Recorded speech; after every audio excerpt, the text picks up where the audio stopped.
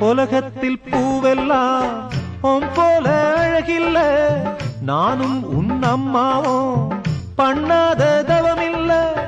தென்பாண்டி மன்னவனோ முழுகித்தான் முத்தெடுத்தான், தேனே உன் அம்மாவோ முழுகாம முத்தெடுத்தா. கண்ணே தெய்வம் கண்டேன் உந்தன் கண்ணே சந்நிதி, ஓ முத்தம் பட்டு எச்சில் பட்டா கொஞ்சம் நிம்மதி.